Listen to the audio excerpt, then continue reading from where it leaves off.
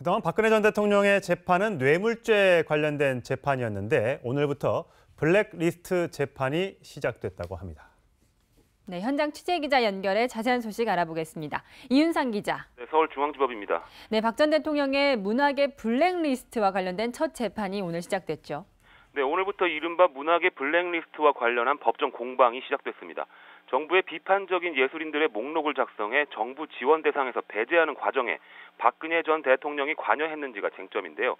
현재 김종덕 전 문체부 장관의 진술 조서 등에 대한 증거 조사가 진행 중입니다. 박 전 대통령 측은 문학의 블랙리스트 작성과 실행을 지시한 사실이 없다는 입장입니다. 자, 그런가 하면 어제 법정에서 소란을 피운 방청객이 구금됐다고요? 네, 어제 박근혜 전 대통령 재판 도중 검찰을 향해 폭언을 하며 소란을 피운 방청객에게 5일간 감치 결정이 내려졌습니다. 감치는 재판 진행을 방해한 사람을 구치소에 강제로 가둬두는 조치입니다. 방청객 광모 씨는 재판이 끝나고 퇴정하는 검사들에게 너희도 반드시 처벌을 받을 것이다. 너희 전부 총살감이라고 막말을 퍼부었습니다.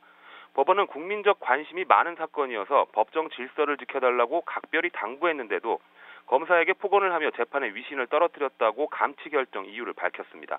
지금까지 서울중앙지법에서 전해드렸습니다. 네, 함께 이야기 나눠주실 네 분 모셨습니다. 김태현 변호사, 심정숙 채널A 경제부 차장, 최영일 시사평론가, 조종섭 전 시사저널 편집국장 모셨습니다. 네 분. 네, 안녕하세요. 네, 오늘은 국정농단 사건 먼저 얘기해 보겠습니다. 오늘도 박근혜 전 대통령이 이 재판에 출석했는데요. 네, 어제부터 박근혜 전 대통령의 옷이 바뀌었어요. 아무래도 날씨가 쌀쌀해지다 보니 바뀐 것 같은데 이렇게 보면 일반인들 입장에서는 이 구치소에 있는 사람들도 옷을 여러 벌 이렇게 놓고 입을 수 있나 이런 생각이 들 것 같아요, 김태현 변호사님. 한 벌로, 한 벌. 그런데 계속 이렇게 바뀌는 건가요? 교체를 하는 거죠. 그러니까 뭐 구치소에 뭐 옷장이 쫙 있어가지고 뭐 오늘은 이거 입고 네. 저거 입고 이렇게 하는 게 아니라 네. 한 벌만 두고 한 벌만 입는데 이게 덥거나 만약 그렇게 되면 변호사나 이제 가족 면회를 할 때 하나씩 교체를 할 수 있는 거죠. 네. 그러니까 교체는 할 수 있으나 보관할 수 있으니까 한 벌, 셔츠는 두 벌까지 가능한다고요. 갈아입어야 되니까. 근데 그러니까 박근혜 전 대통령이 옷을 갈아입은 걸로 봐서 누가 이제 옷을 바꿔준 거겠죠. 좀 날씨도 덥고 하니까요. 네, 지금 표정으로 봤을 때는 어제도 재판이 늦게까지 진행이 돼서 그런지 굉장히 피곤한 모습으로 출석하는 모습이 보이고 있습니다.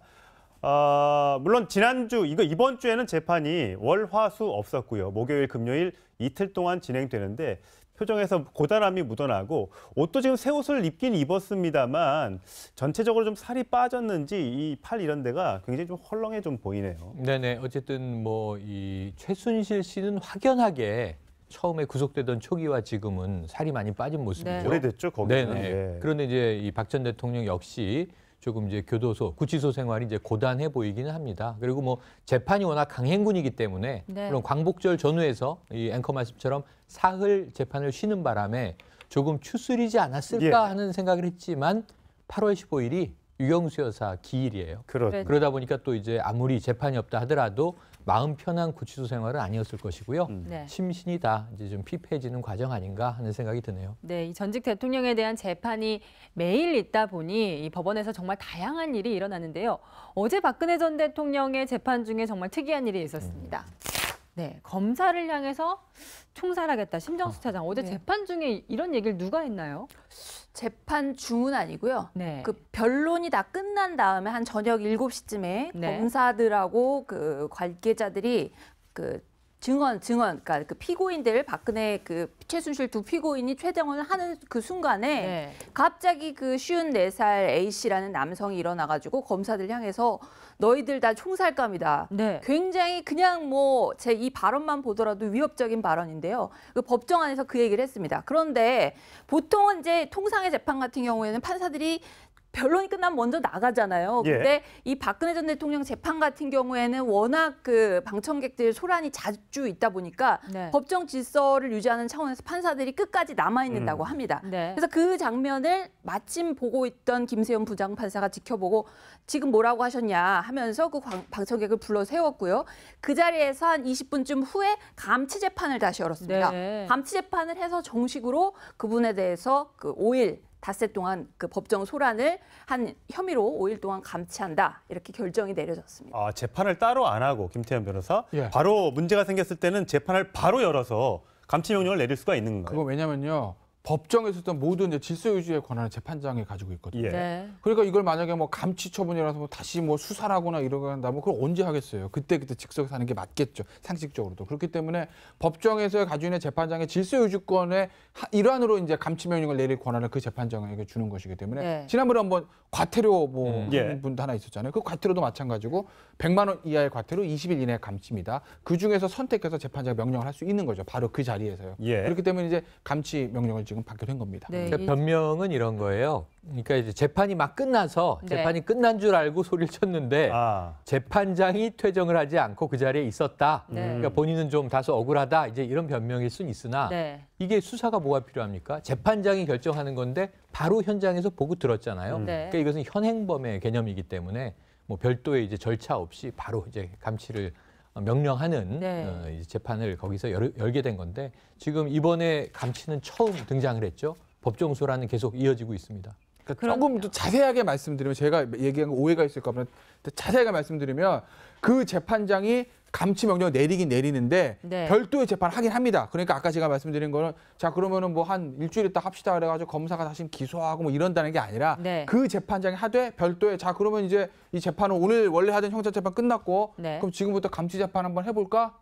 자 시작하고 이제 그 자리에서 결정을 내린다는 거죠. 예. 그런 네. 의미예요. 그래서 이분이 어떻게 보면은 왜 이런 말을 했나 그런 맥락을 본인이 직접 설명을 했다고 해요. 그러니까 그 전에 이제 공판 과정에서 공판 검사가 이제 이상화 전 외환은행 본부장이 나왔지 않습니까? 예. 증인으로 거기에 대해서 이제 추궁을 하는 과정에서 최순실 씨한테 여러 가지 편입 봐주고 그런 게 결국 인사청탁 하려고 했던 거 아니냐. 네. 뭐 이렇게 이제 좀 매섭게 추궁을 한 거예요. 예. 그러니까 50대 이 남자가 그런 걸 보고 아니 어떤 그런 이제 사람의 마음속 욕망 같은 건 누구나 다 있는 건데 네. 그걸 뭐 이렇게 매섭게 추궁하냐. 그걸로 처벌할 수는 없는 건 아니냐. 그 얘기를 자기는 하고 싶었다.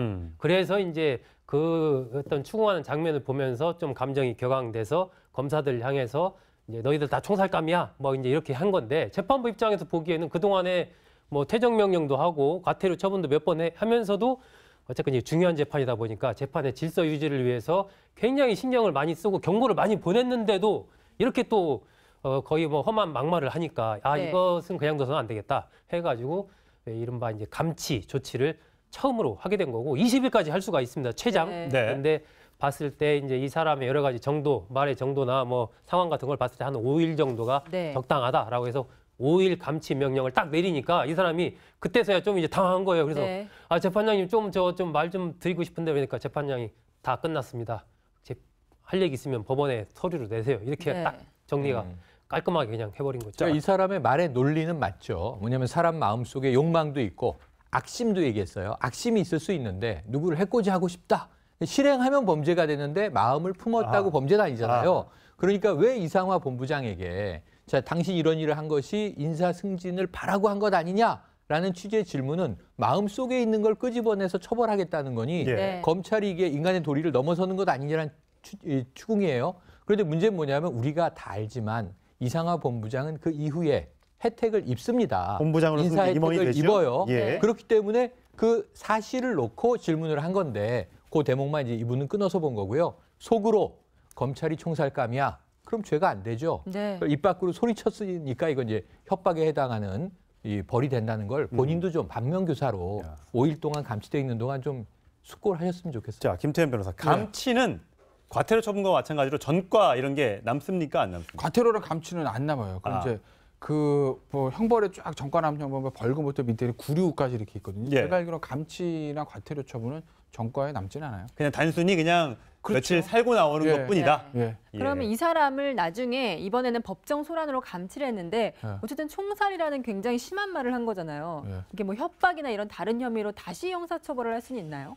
아니, 뭐 굳이 하자면 협박이나 뭐 기소를 할 수는 있긴 네. 한데, 근데 협박이란 게 이제 내가 뭐 상대방께 무슨 예를 들어서 천성을 찾아갔을 때 너 이렇게 하면 이런 얘기 했을 때 네. 큰일 났네요. 공포심을 느껴야 되거든요.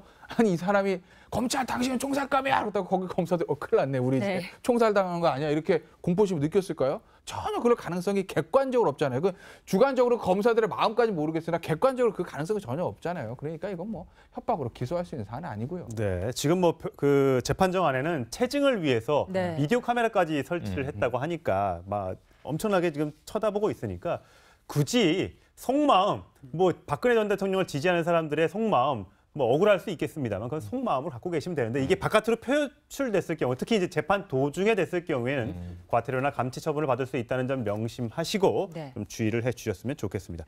어제 이제 이상화 본부장이 나와서 여러 가지 얘기를 했는데 뭐 전혀 내가 뭔가를 노리고 한 것도 아니고 네. 단순히 저 정유라 씨한테 땅을 대출해줄 때라든지 네. 뭐 서류 이런 거 갖고 오라고 할 때 특혜는 전혀 없었다라고 이제 얘기를 했다고 네, 합니다. 그러니까 뭐 친분으로 해외에 나가 있으니까 교민의 편의를 봐준 것이다. 네, 교민의 라는 편의. 취지예요. 네. 그런데 문제는 이미 정황 증거 자체가 본인이야 당연히 죄를 부인할 수밖에 없죠. 전 당연히 부인할 거라고 생각을 합니다. 인정하지 않겠죠. 그런데 정황 증거들이 너무 수상한 게 많아요.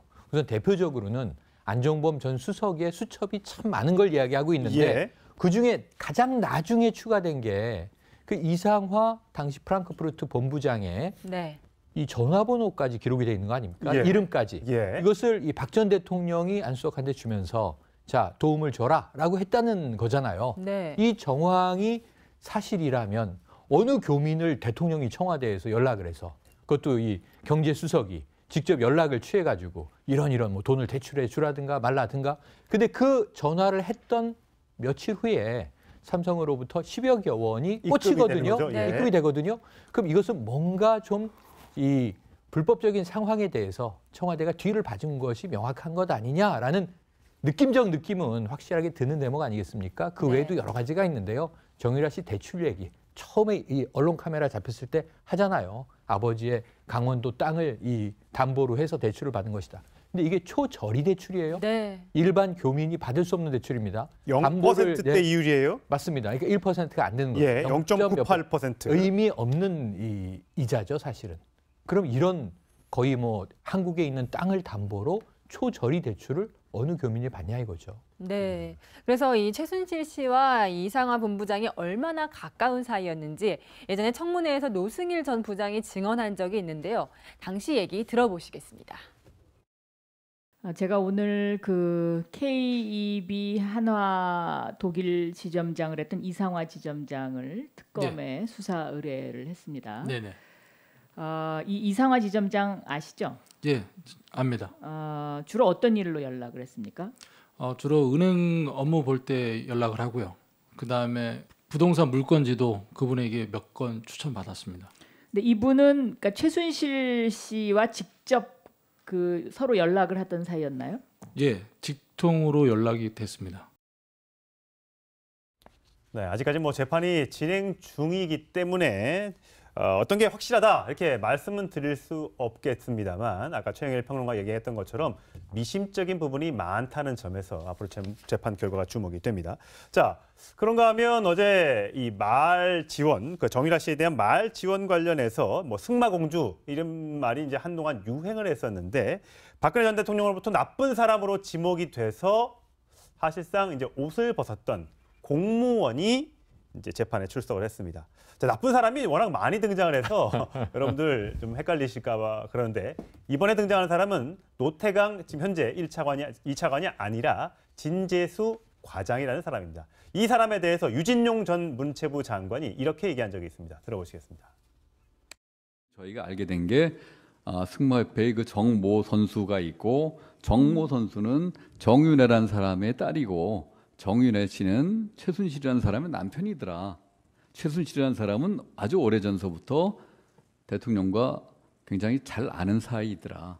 라는 것을 알게 됐습니다. 대통령께서 보고가 마친 다음에 수첩을 들여다보시고 두 사람을 정확하게 이름을 거론을 하시면서 이 사람들은 참 나쁜 사람이라 그러더라. 라는 지적을 하셨습니다. 이 문제는 장관인 저한테 맡겨주시면 좋겠습니다. 라고 제안을 드렸고 거기에 대해서 다시 대통령께서는 역정을 내시면서 인사조치하세요. 라고 지시를 했기 때문에 이 진재수 과장이 뭔가 이 말쪽 승마협회 쪽에 뭐 문제점에 대한 관련된 보고서를 만들었는데 이 보고서를 만들어서 청와대에 보고했더니 어떻게 알고 박원호 전무라는 사람이 전화해서 섭섭하다. 어떻게 나한테 이렇게 비판적으로 보고서를 만들 수 있느냐? 나는 청와대에 보고했는데 어떻게 저 사람이 알고 전화했지? 그래서 불길한 예감이 들었다는 거 아니겠습니까? 그러니까 이게 2013년 이제 4월 달에 경북 상주에서 승마 대회가 있었는데 네. 거기서 최순실 씨의 딸 정유라 씨가 1등이 아니고 2등을 하죠. 네. 그러면서 거기에 대해서 이제 불만을 품고 이 문제가 많다. 뭐 이런 얘기를 이제 막 하는 겁니다. 그래서 박 전 대통령이 문체부에다가 조사를 해라, 승마협회를. 그래서 조사를 하게 되죠. 그 조사 책임자가 지금 진재수 과장이에요. 문화체육과장이죠.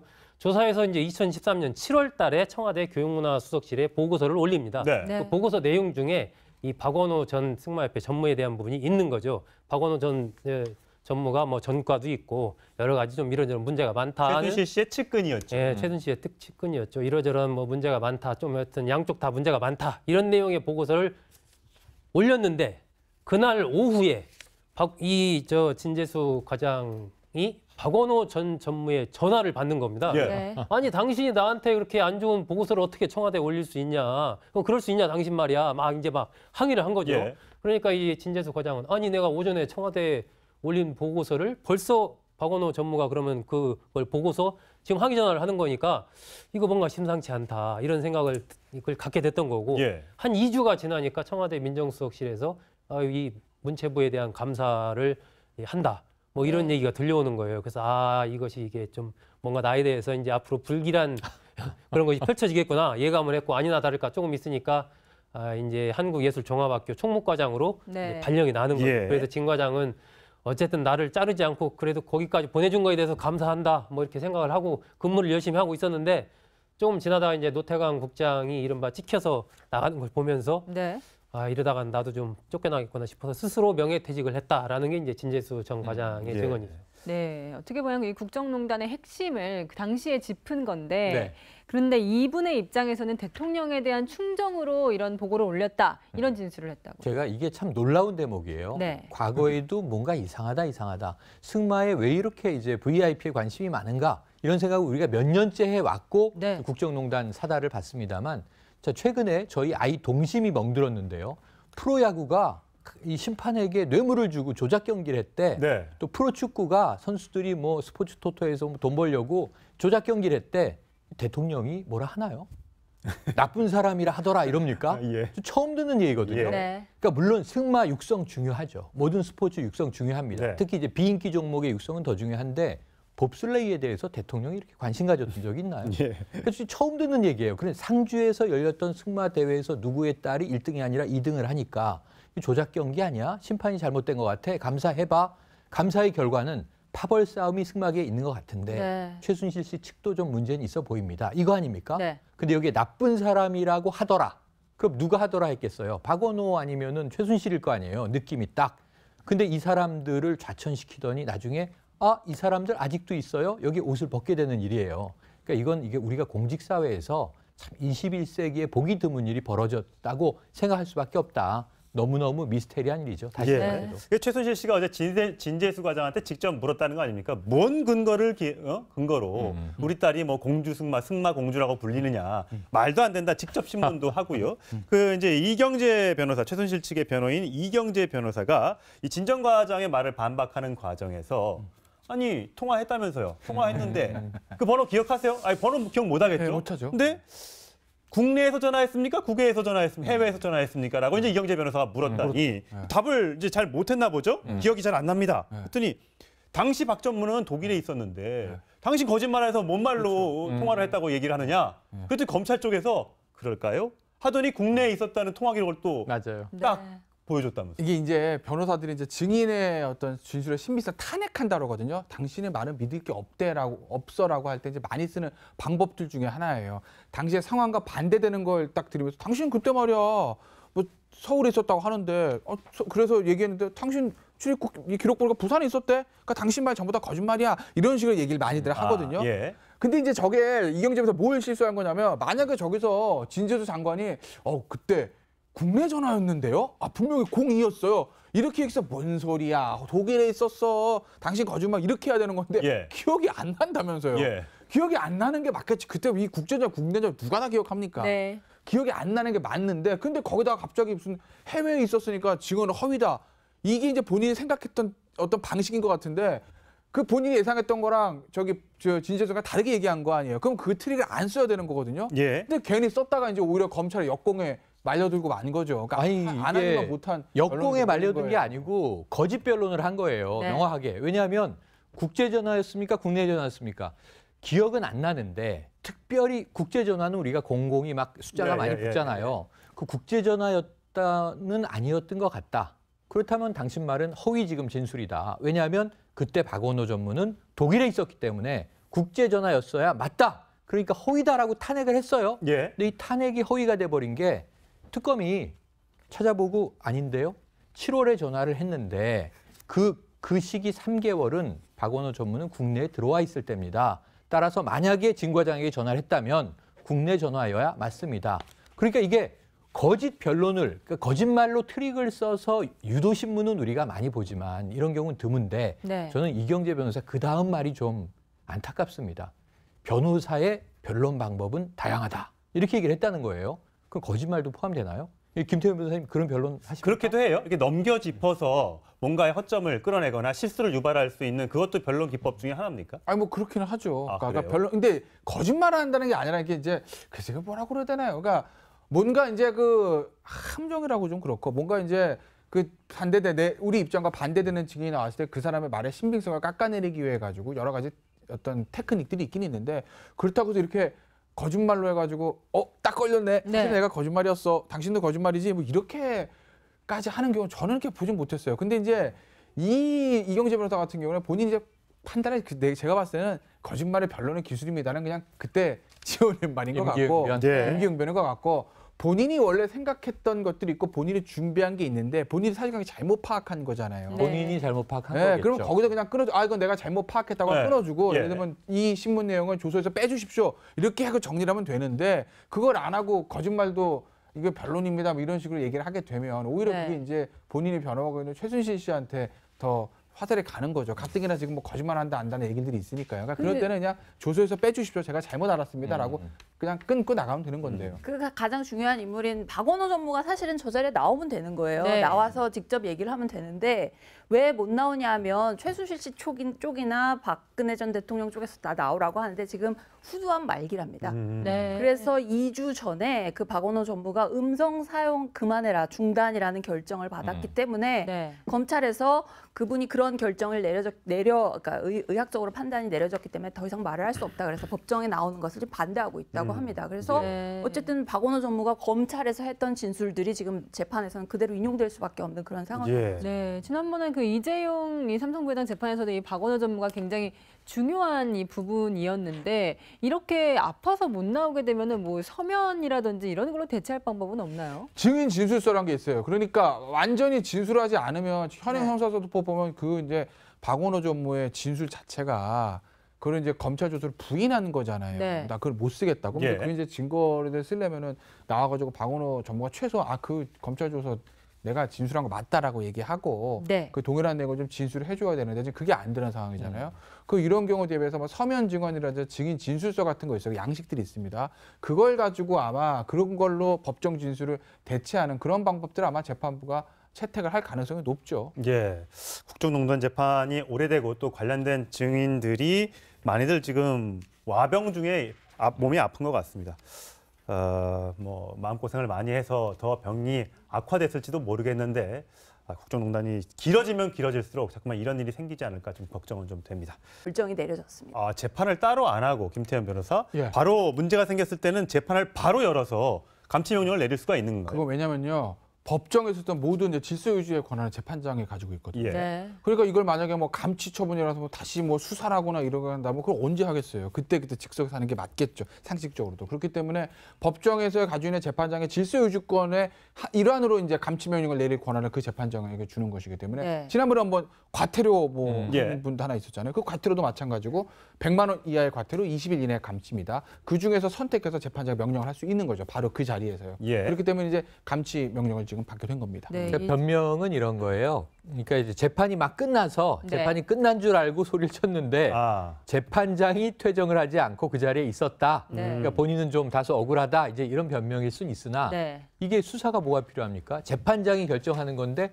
바로 현장에서 보고 들었잖아요. 네. 그러니까 이것은 현행범의 개념이기 때문에 뭐 별도의 이제 절차 없이 바로 이제 감치를 명령하는 네. 이제 재판을 거기서 열게 된 건데 지금 이번에 감치는 처음 등장을 했죠. 법정 소란은 계속 이어지고 있습니다. 그러니까 조금 더 자세하게 말씀드리면 제가 얘기한 거 오해가 있을까 봐 자세하게 말씀드리면 그 재판장이 감치 명령을 내리긴 내리는데 네. 별도의 재판을 하긴 합니다. 그러니까 아까 제가 말씀드린 거는 자 그러면은 뭐 한 일주일 있다 합시다 그래가지고 검사가 다시 기소하고 뭐 이런다는 게 아니라 네. 그 재판장이 하되 별도의 자 그러면 이제 이 재판은 오늘 원래 하던 형사 재판 끝났고 네. 그럼 지금부터 감치 재판 한번 해볼까?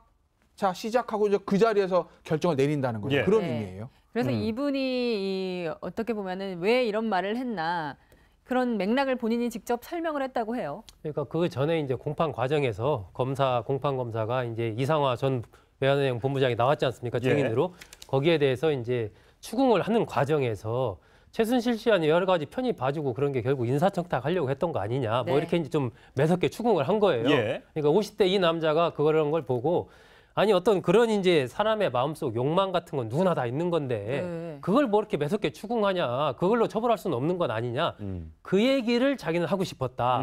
그래서 이제 그 어떤 추궁하는 장면을 보면서 좀 감정이 격앙돼서 검사들 향해서 이제 너희들 다 총살감이야. 뭐 이제 그때는 어제도 재판이 늦게까지 진행이 돼서 그런지 굉장히 피곤한 모습으로 출석하는 모습이 보이고 있습니다.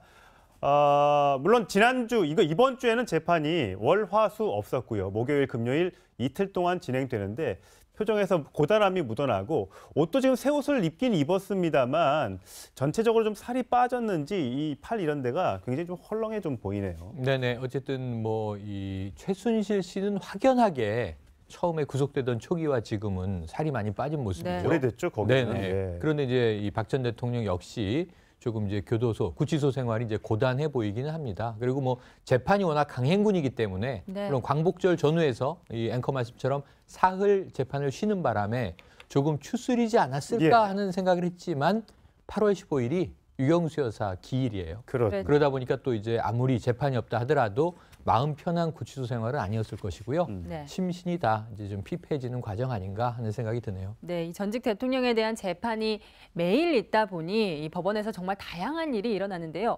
어제 박근혜 전 대통령의 재판 중에 정말 특이한 일이 있었습니다. 네, 검사를 향해서 총살하겠다. 심정수 차장. 어제 네. 재판 중에 이런 얘기를 누가 했나요?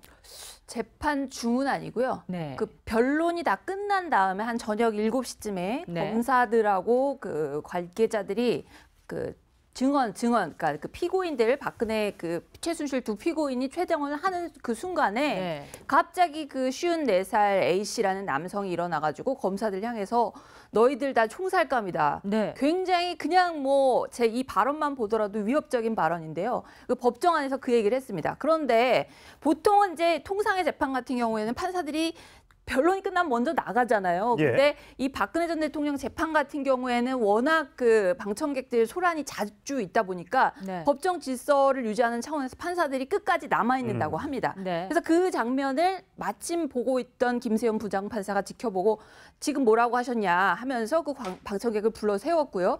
그 자리에서 한 20분쯤 후에 감치 재판을 다시 열었습니다. 네. 감치 재판을 해서 정식으로 그분에 대해서 그 5일 닷새 동안 그 법정 소란을 한 혐의로 5일 동안 감치한다.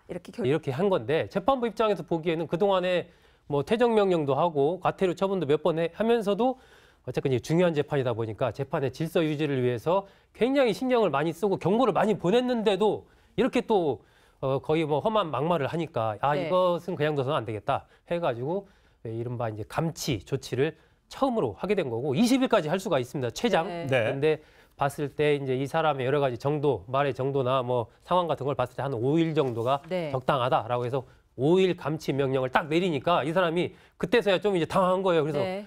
재판장님 좀 말 좀 드리고 싶은데 그러니까 재판장이 다 끝났습니다. 할 얘기 있으면 법원에 서류로 내세요. 이렇게 네. 딱 정리가 깔끔하게 그냥 해버린 거죠. 그러니까 이 사람의 말의 논리는 맞죠. 뭐냐면 사람 마음속에 욕망도 있고 악심도 얘기했어요. 악심이 있을 수 있는데 누구를 해코지하고 싶다. 실행하면 범죄가 되는데 마음을 품었다고 범죄는 아니잖아요. 그러니까 왜 이상화 본부장에게 자, 당신 이런 일을 한 것이 인사 승진을 바라고 한 것 아니냐라는 취지의 질문은 마음속에 있는 걸 끄집어내서 처벌하겠다는 거니 네. 검찰이 이게 인간의 도리를 넘어서는 것 아니냐는 추궁이에요. 그런데 문제는 뭐냐면 우리가 다 알지만 이상화 본부장은 그 이후에 혜택을 입습니다. 본부장으로서 인사 임원이 혜택을 되죠? 입어요. 예. 그렇기 때문에 그 사실을 놓고 질문을 한 건데 그 대목만 이제 이분은 끊어서 본 거고요. 속으로 검찰이 총살감이야. 그럼 죄가 안 되죠. 네. 입 밖으로 소리쳤으니까 이건 이제 협박에 해당하는 이 벌이 된다는 걸 본인도 좀 반면교사로 5일 동안 감치돼 있는 동안 좀 숙고를 하셨으면 좋겠어요. 자, 김태현 변호사. 감치는 과태료 처분과 마찬가지로 전과 이런 게 남습니까? 안 남습니까? 과태료랑 감치는 안 남아요. 그럼 이제 그 뭐 형벌에 쫙 전과 남은 형벌 벌금부터 밑에 구류까지 이렇게 있거든요. 예. 제가 알기로는 감치나 과태료 처분은 전과에 남지는 않아요. 그냥 단순히 그냥 그렇죠. 며칠 살고 나오는 예. 것뿐이다. 예. 그러면 이 사람을 나중에 이번에는 법정 소란으로 감치를 했는데 어쨌든 총살이라는 굉장히 심한 말을 한 거잖아요. 예. 이게 뭐 협박이나 이런 다른 혐의로 다시 형사처벌을 할 수는 있나요? 아니 뭐 굳이 하자면 협박이나 뭐 기소를 할 수는 있긴 네. 한데 근데 협박이란 게 이제 내가 뭐 상대방께 무슨 예를 들어서 천상을 차장한테 너 이렇게 하면 이런 얘기 했을 때 네. 큰일 났네요. 공포심을 느껴야 되거든요. 아니 이 사람이 검찰 당신은 총살감이야 그러다가 거기 검사들 큰일 났네. 우리 네. 이제 총살당한 거 아니야. 이렇게 공포심을 느꼈을까요? 전혀 그럴 가능성이 객관적으로 없잖아요. 그 주관적으로 검사들의 마음까지 모르겠으나 객관적으로 그 가능성이 전혀 없잖아요. 그러니까 이건 뭐 협박으로 기소할 수 있는 사안은 아니고요. 네, 지금 뭐 그 재판정 안에는 체증을 위해서 네. 비디오 카메라까지 설치를 했다고 하니까 막 엄청나게 지금 쳐다보고 있으니까 굳이 속마음, 뭐 박근혜 전 대통령을 지지하는 사람들의 속마음 뭐 억울할 수 있겠습니다만 그건 속마음을 갖고 계시면 되는데 이게 바깥으로 표출됐을 경우 특히 이제 재판 도중에 됐을 경우에는 과태료나 감치 처분을 받을 수 있다는 점 명심하시고 네. 좀 주의를 해주셨으면 좋겠습니다. 어제 이제 이상화 본부장이 나와서 여러 가지 얘기를 했는데 뭐 전혀 내가 뭔가를 노리고 한 것도 아니고 네. 단순히 그거 뭐 저 정유라 씨한테 땅을 대출해줄 때라든지 네. 뭐 서류 이런 거 갖고 오라고 할 때 특혜는 전혀 없었다라고 이제 얘기를 했다고 네, 합니다. 그러니까 뭐 친분으로 해외에 나가 있으니까 교민의 편의를 봐준 것이다. 네, 교민의 라는 편의. 취지예요. 네. 그런데 문제는 이미 정황 증거 자체가 본인이야 당연히 죄를 부인할 수밖에 없죠. 전 당연히 부인할 거라고 생각을 합니다. 인정하지 않겠죠. 그런데 정황 증거들이 너무 수상한 게 많아요. 우선 대표적으로는 안종범 전 수석의 수첩이 참 많은 걸 이야기하고 있는데 예. 그중에 가장 나중에 추가된 게 그 이상화 당시 프랑크푸르트 본부장의 네. 이 전화번호까지 기록이 돼 있는 거 아닙니까? 예. 이름까지. 예. 이것을 이 박 전 대통령이 안수석한테 주면서 자 도움을 줘라라고 했다는 거잖아요. 네. 이 정황이 사실이라면 어느 교민을 대통령이 청와대에서 연락을 해서 그것도 이 경제수석이 직접 연락을 취해가지고 이런 뭐 돈을 대출해 주라든가 말라든가. 근데 그 전화를 했던 며칠 후에 삼성으로부터 10여여 원이 입금이 꽂히거든요. 되는 거죠? 예. 입금이 되거든요. 그럼 이것은 뭔가 좀 이 불법적인 상황에 대해서 청와대가 뒤를 봐준 것이 명확한 것 아니냐라는 느낌적 느낌은 확실하게 드는 대목 아니겠습니까? 그 네. 외에도 여러 가지가 있는데요. 정유라 씨 대출 얘기 처음에 이 언론 카메라 잡혔을 때 하잖아요. 아버지의 강원도 땅을 이 담보로 해서 대출을 받은 것이다. 근데 이게 초저리 대출이에요. 네. 일반 교민이 받을 수 없는 대출입니다. 0%대 이율이에요? 맞습니다. 그러니까 1%가 안 되는 거죠. 예, 0.98%. 그동안 박근혜 전 대통령의 재판은 뇌물죄 관련된 재판이었는데 오늘부터 블랙리스트 재판이 시작됐다고 합니다. 네, 현장 취재 기자 연결해 자세한 소식 알아보겠습니다. 이윤상 기자. 네, 서울중앙지법입니다. 네, 박 전 대통령의 문학의 블랙리스트와 관련된 첫 재판이 오늘 시작됐죠. 네, 오늘부터 이른바 문학의 블랙리스트와 관련한 법정 공방이 시작됐습니다. 정부의 비판적인 예술인들의 목록을 작성해 정부 지원 대상에서 배제하는 과정에 박근혜 전 대통령이 관여했는지가 쟁점인데요. 현재 김종덕 전 문체부 장관의 진술 조서 등에 대한 증거 조사가 진행 중입니다. 박 전 대통령 측은 문학의 블랙리스트 작성과 실행을 지시한 사실이 없다는 입장입니다. 자, 그런가 하면 어제 법정에서 소란을 피운 방청객이 구금됐다고요. 네, 어제 박근혜 전 대통령 재판 도중 검찰을 향해 폭언을 하며 소란을 피운 방청객에게 5일간 감치 결정이 내려졌습니다. 감치는 재판 진행을 방해한 사람을 구치소에 강제로 가둬두는 조치입니다. 방청객 광모 씨는 재판이 끝나고 퇴정하는 검사들에게 너희도 반드시 처벌을 받을 것이다. 너희 전부 총살감이라고 막말을 퍼부었습니다. 법원은 국민적 관심이 많은 사건이어서 법정 질서를 지켜달라고 각별히 당부했는데도 검사에게 폭언을 하며 재판의 위신을 떨어뜨렸다고 감치 결정 이유를 밝혔습니다. 지금까지 서울중앙지법에서 전해드렸습니다. 네, 함께 이야기 나눠주실 네 분 모셨습니다. 김태현 변호사, 심정숙 채널A 경제부 차장, 최영일 시사평론가, 소종섭 전 시사저널 편집국장 모셨습니다. 네 분. 안녕하세요. 네, 오늘은 국정농단 사건 먼저 얘기해 보겠습니다. 오늘도 박근혜 전 대통령이 이 재판에 출석했는데요. 네, 어제부터 박근혜 전 대통령의 옷이 바뀌었어요. 아무래도 날씨가 쌀쌀해지다 보니 바뀐 것 같은데 이렇게 보면 일반인들 입장에서는 이 구치소에 있는 사람들도 옷을 여러 벌 이렇게 놓고 입을 수 있나 이런 생각이 들 것 같아요, 김태현 변호사. 한 벌로.